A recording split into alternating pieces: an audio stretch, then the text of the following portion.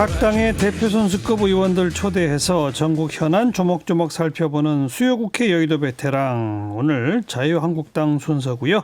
자유한국당 대표 선수 원내대표 지내신 바 있죠. 4선의 우리 정우택 의원 어서 오십시오. 네, 안녕하셨습니까? 네, 지사도 하셨었죠. 네. 그럼 사실은 5선 6선급 아닌가요? 장관하면 하나 더 쳐주시죠. 장관도 하셨죠. 장관도 했습니다. 그럼 7선급인가요? 그렇게는 안 되고요. 이제 국회에서는 다 짬밥이기 때문에 다른 거 하고 들어와야 소용없습니다. 국회 선수만 따지기 때문에. 네. 최고위원 중진회의 오늘 아침 오전에 청와대 그 천막에서 있었죠. 네, 분수대 앞에서 거기 갔다 오셨습니까? 네, 다녀왔습니다. 그 자리에서 정진석 의원이 막 고성을 질렀다고 보도가 쫙 나오던데 어떻게 된 거예요? 아마 어저께 그 최고위에서 결정을 해서 나경원 원내대표의 그 임기를 더 연장하지 않은 그 결정에 대해서 네. 아마 불만을 토로한 것으로 제가 알고 있습니다. 그런데 이제 회의하기 전에 아마 새로 신임 사무총장한테 좀 신임 사무총장이 초선이죠? 네, 그렇습니다. 정진석 의원은 4선이던가요? 4선입니다. 그죠? 네. 그 좀 나이는 사무총장이 더 많죠. 뭐 나이가 중요해. 뭐라고 했어요? 그러니까 사무총장한테.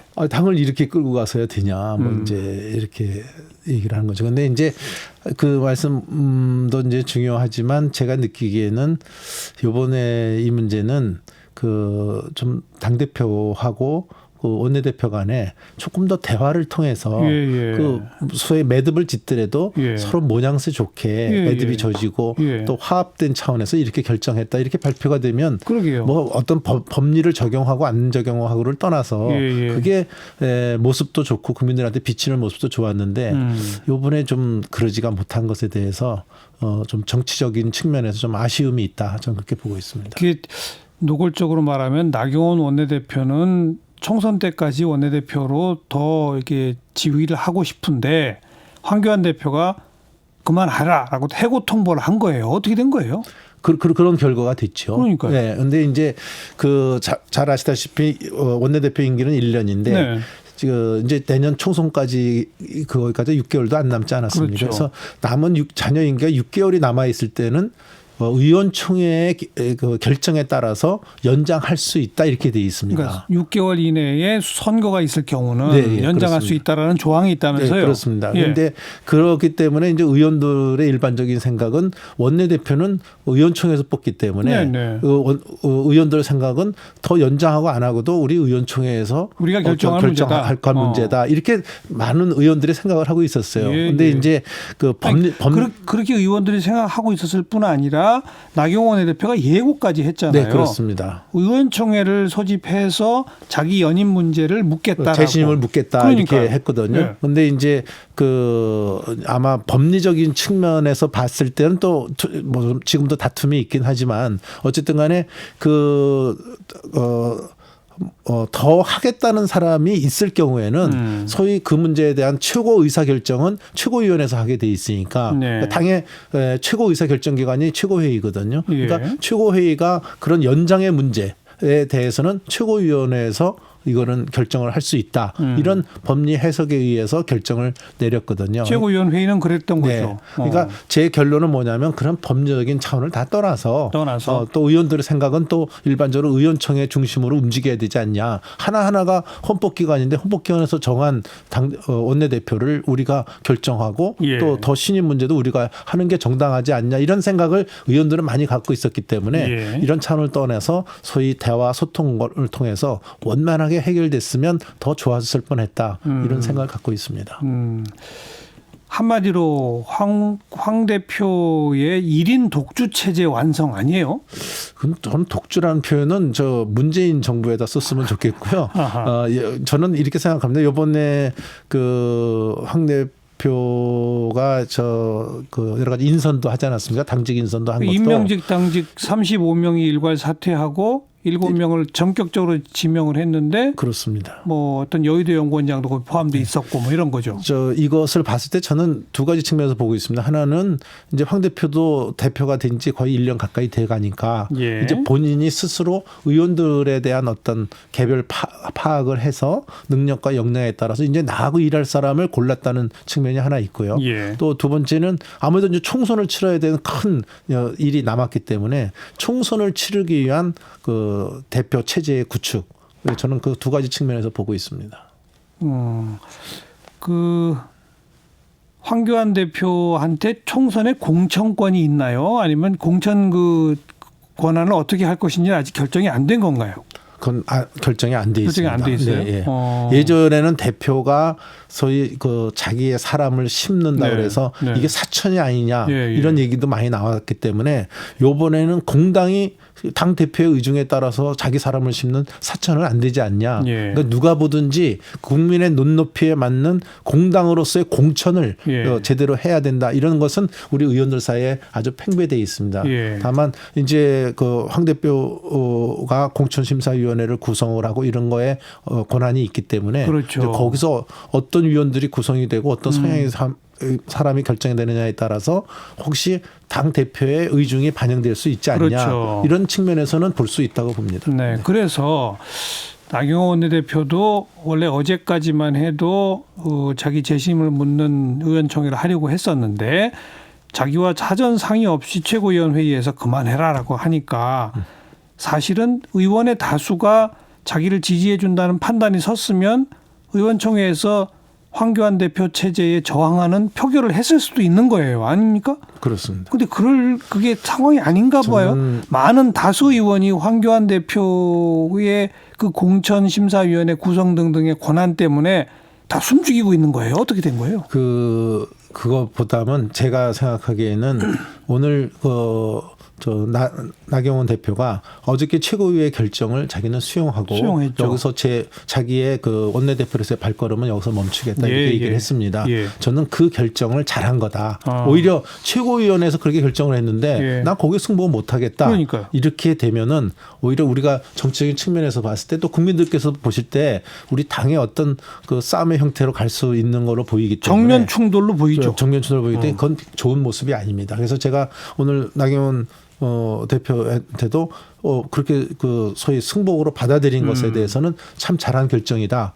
저도 뭐 칭찬 아닌 칭찬을 해줬습니다. 네. 그러니까 나경원 원내대표가 잘한 결정을 하게 된 배경에는 반발을 해봐야 안 될 것 같으니까 이런 게 있었던 거 아니냐. 그럼 그걸 물어본 겁니다. 저는 반발을 해서 설사 표결에 붙여서 이길 수 있다 하더라도 그렇게 한 모습은 아주 좋지 않다. 결국은 그 순간은 자기가 승리할 수 있지만 제 정치 경험으로 봐서는 결코 그게 좋은 승리가 되지 못할 거다. 그러니까 오늘은 하여튼 최고에서 결정한 것을 내가 받겠다. 그리고 우리 다 같이 내년 총선 승리로 가자. 그건 아주 잘한 거다. 그렇게 생각합니다. 그런데 지금 벌써 몇몇 분들은 황교안 1인 독주 체제, 친황 중심 체제식으로 지금 당이 가고 있고 이건 뭐 당이 거의 말기의 모습이라는 지적도 나오고 이렇게 가서는 총선 못한다. 이런 비판들도 막 나오잖아요. 뭐 비판은 우리가 역시 이 정당이 살아있는 정당이다. 저는 그렇게 좋게 봅니다. 총선을 못 치러서야 되겠습니까? 제1야당이. 그렇지만 이런 모습이 우리가 살아있는 모습이고요. 조금 더 쇄신으로 가자는 그런 목소리지 이 당에다가 그렇게 말씀한 의원들도 고춧가루를 뿌리려고 한 소리는 아니다. 저는 그렇게 보기 때문에 그렇지만 대표로서는 또 자기 체제를 구축을 해서 이번 선거를 치러야 되기 때문에 그런 점에 대해서도 이해는 해줘야 된다. 저는 그렇게 봅니다.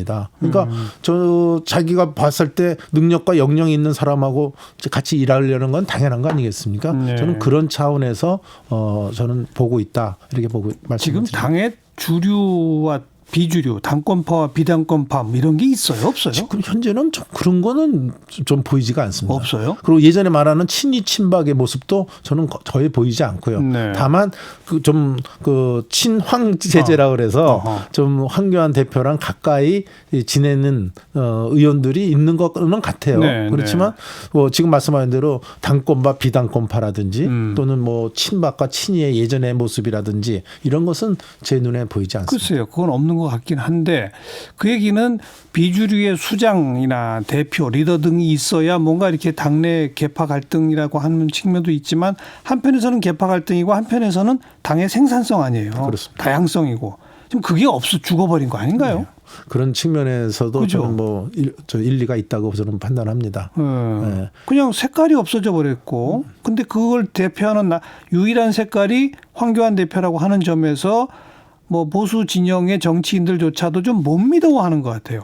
황교안 대표가 지금까지 보여준 리더십의 모습으로는 뭔가 총선에서 더 쇄신도 하고 통합도 하고 하는 폭넓은 정치를 보여줘야 되는데 아직까지는 그렇지 못한 것 같다. 이런 것 같다. 그래서 대표도 단식을 한 이후에는 네. 단식 전과 단식 후가 달라질 거다. 본인의 여러 가지 각오와. 근데 그 예전에도 한번 말씀드렸지만 우리 당에 좀 내재적 한계가 있습니다. 그러니까 요번에는 그 쇄신을 빨리 많은 언론에서 자꾸 그 황 대표를 압박을 하는데 저는 오히려 이럴 때일수록 대표가 좀 좀 뭐 이렇게 짐짓 좀 여유를 갖고 쇄신은 언제 나타나냐 공천 과정에서 나타날 수 있다고 봅니다. 지금 뭐 당직자 인선한 것이 쇄신이다 아니다 그거는 아주 작은 그릇이고요. 제가 보기에는 공천 과정에서 나타나서 21대에 새 판을 짜는 그에서 승리를 가져오는 것이기 때문에 쇄신은 좀 기다려 달라. 내가 이번 공천에서 확실하게 쇄신의 모습을 보여주겠다. 이렇게 대표께서 여유 있게 처리해 나가시면 되지 않을까 제 생각은 그렇습니다. 네, 그 오래 정치해 오신 아까 저희가 뭐 지사도 하시고 장관도 하시고 6선, 7선 뭐 이런 얘기까지 했던 거는 횟수로 치면 그게 몇 년이에요, 그러니까 거의 한 30년 가까이 됩니다. 네. 근데 황교안 대표는 사실 정치 시작한 건 1년도 안 됐잖아요. 그렇습니다. 전당대회 나가면서부터니까 한 30년 해오신 입장에서 어찌 보면 정치권으로 보면 새까만 후배인데 황교안 대표 정치력이 있어요, 없어요? 글쎄요, 뭐 지금 제가 그 단도직입적으로 오시니까 좀 대답하기가 궁색한데 저는 그 정치력이라는 것이 어떤 기술적인 정치력도 있지만 어떤 전공법으로 가는 열정에 찬 지도력, 정치력과 지도력도 있다고 봅니다. 그래서 저는 황교안 대표는 후자의 그런 그 장점을 가진 저는 정치인이다. 이렇게 보고 있습니다. 열정에 찬 이런 거. 그렇습니다. 그러면 지금 이제 정치권 일각에서는 이 선거법, 공수처법 등등 지금 국회가 마냥 온통 꼬여 있잖아요. 한 치 앞을 내다보기 어려운 상태로. 근데 정말 일각에서 이렇게까지 한 치 앞을 못 내다보는 식으로 갈 수 있겠느냐.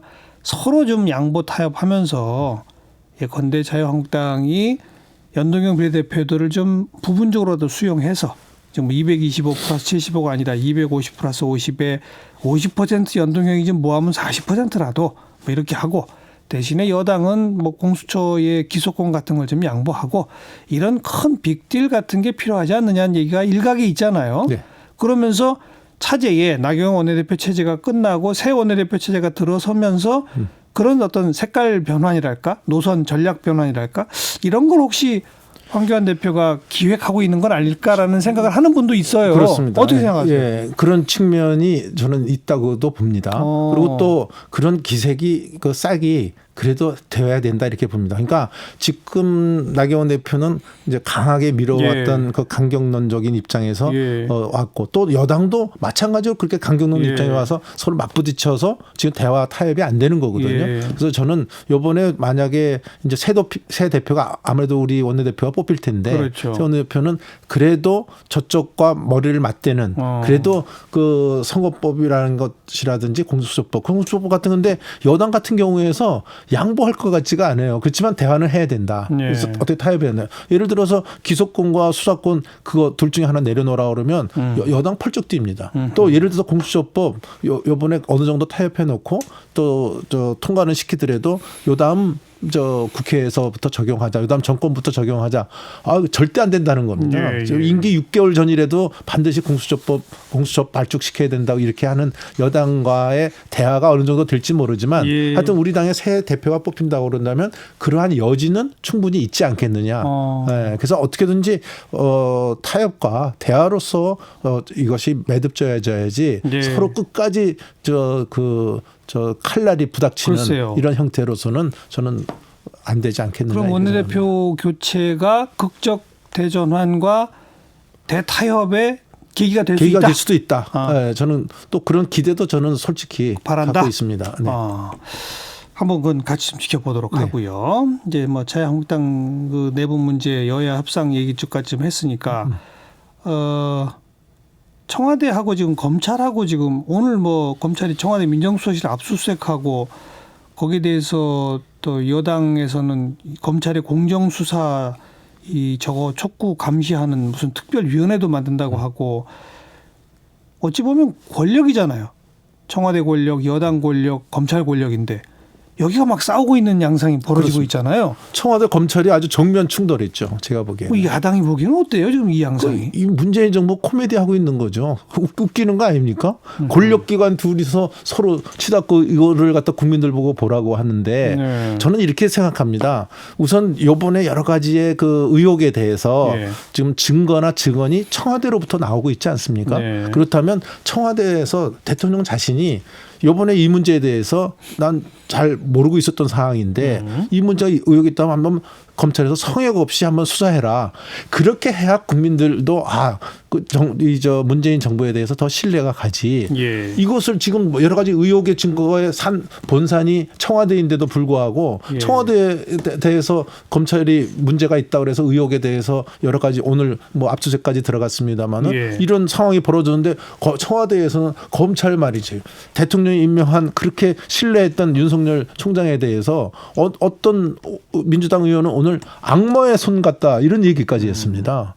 그리고 아주 험담의 얘기를 하는 이 모습은 결국 자기네들끼리 권력 있는 사람들끼리 지금 지지고 볶는 게 아니냐. 이런 모습은 국민들한테 굉장한 불안을 주는 거죠. 그런데 또 분명히 일각 우리 국민들의 상당수는 검찰이 공수처가 만들어지고 검경 수사권 조정이 되는 거를 필사적으로 막기 위해서 정치적 수사를 하는 거 아니냐라고 의문을 던지는 분들 많거든요. 네.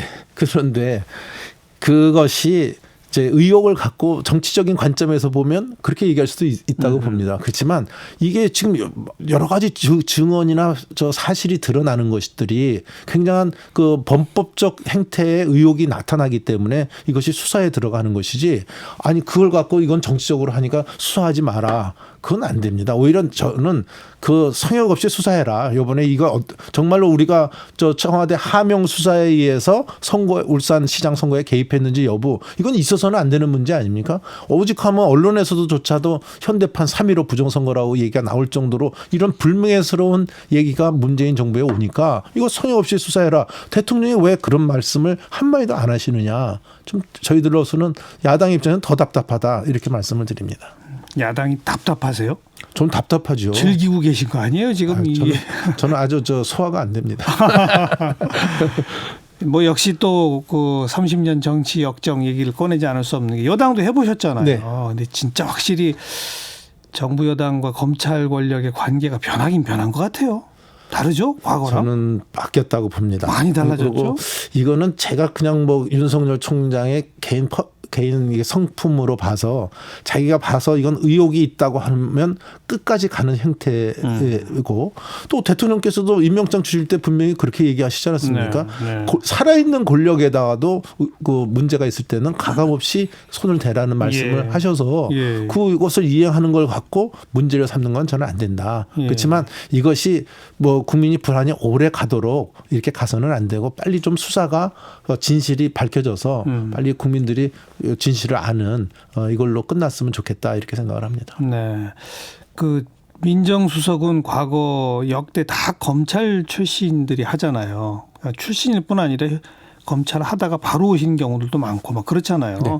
그러면서 사실은 청와대가 민정수석실을 통해 검찰권 행사를 사전 물밑 조율을 쭉 해왔던 게 그동안의 관행 아닙니까? 네, 그렇습니다. 근데 지금 그게 전혀 없는 것 같아요. 전혀 선이 끊어져 있죠. 그죠. 아마 조국 수석이 무슨 검찰 출신이 아니기 전혀 때문에 아니고. 네, 그런 맥이 끊어져 있다 이렇게 봅니다. 그죠. 네. 그러다 보니까 검찰이 어떤 행동하면 청와대 대변인이 공개 반박도 하고 막 이런 양상 정말 30년 역정에 처음 보는 모습이죠. 네, 처음 보는 모습입니다. 그런 모습은 국민적으로 볼 때는 좋은 일입니까? 나쁜 일입니까? 이거? 나쁜 일이죠. 그죠? 네. 네. 아니 그리고 수사 혐의가 있고 범법에 의혹이 있는 사람을 도대체 법무부 장관으로 임명하는 건 도대체 이건 어느 나라의 겁니까? 아니, 뭐 옛날 얘기는 다 좀 접어두더라도요. 예. 하여튼 여러 가지가 네. 요새 일어나는 일이 도대체 저는 그냥 좋게 말해서 이거 코미디 같은 일이 벌어진다 이렇게 얘기를 하지만 아까 뭐 제가 뭐 정치를 좀 했다고 이렇게 말씀을 주시니까 얘기지만 여태까지 정치를 보면서 네. 이런 경우는 처음 봤다. 네. 네, 이렇게 봅니다. 여야 관계도 정말 처음 보는 관계 아니에요? 지금 이렇게까지? 그렇습니다. 예전에는 여야 간에 심지어 뭐 하루짜리 임시회의를 뭐 4번 5번 소집한다. 거기에 맞불놓기 위해서 우리는 한 달짜리 임시회의를 누가 먼저 임시회의 소집 요구서를 의안과에 접수시키는지 경쟁한다. 이런 얘기가 나오는 국회를 보셨어요? 못 봤습니다. 그러니까요. 그러니까 저는 우리 국회는 법을 만드는 데이기 때문에 법을 제일 잘 지켜야 되는 것입니다. 그런데 국회 법대로 본회의 열고 국회 법대로 아까 뭐 여러 가지 민생의 뭐 민식이법도 해결하고 국회 법에 따라서 필리버스터도 다 인정이 돼 있는 제도니까 국회 법대로 해결하면 될 텐데 그렇지만 필리버스터는 뭐 전혀 이건 안 되겠다. 이렇게 하는 여당하고 싸우려니까 우리 야당도 정말 힘이 듭니다. 아이, 뭐 그렇게 또 그 얘기 하시면은 그럼 국회 법대로 패스트트랙 하자는데 왜 몸으로 그렇게 막으셨어요? 뭐 어떤 걸 하자는데요? 패스트트랙 하자 지난 4월달 얘기하는 겁니다. 그래서 사보임 자체가 잘못된 거 아닙니까? 네.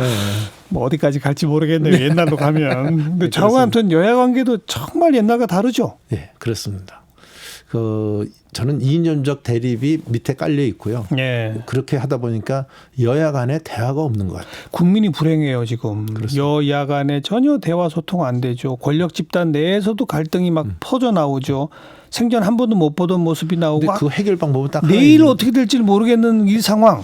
해결 방법이 뭡니까? 뭐냐면 예. 대통령이 협치를 하시겠다고 했으니까 대통령이 여야 간에 그것을 하지 않도록 중재도 하고 또 마음 좀 여당이 양보도 하고 뭐 이렇게 해서 끌려가야 되는데 오히려 제가 보기에는 대통령이 갈등을 더 조장하시는 것 같아요. 더 싸움을 시키시는 것 같아요. 모든 걸 또 너무 대통령 그러시는 거 아니에요? 아니 제가 예를 들어서 얘기할 수도 있는데 하여튼 이번에도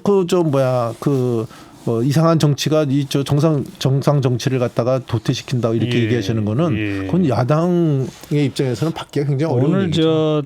우리 정우택 의원 한 30년 오래 정치하신 분, 뭐 저도 이 시사방송 뭐 오래 했잖아요. 그러니까 그런 맥락에서 좀 두루두루 같이 좀 크게 보려고 이렇게 말문을 살짝 열었더니 살짝 동참하시는 척하면서 대통령과 여당 공격할 건 다 하시네요, 그냥. 아니, 해결책까지도 말씀드렸잖아요. 대통령 중심제에서는요. 대통령이 그러니까 어떠한 자유한국당과 당파를 좀 떠나서 이 정치 원로로서 현 정치를 좀 진단해 보자. 제가 살짝 자락을 깔았더니 그렇게 하시는 척하면서 사실은 계속 여당 공격하시네요. 아니, 제 진심을 얘기하는 거니까 이해해 주시기 바랍니다.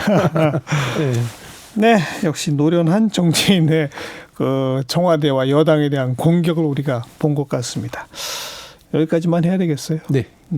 제 페이스에 절대 안 끌려오시네요. 고맙습니다. 너무 끌려간 것 같습니다. 자유한국당 정우택 의원 고맙습니다. 네, 감사합니다.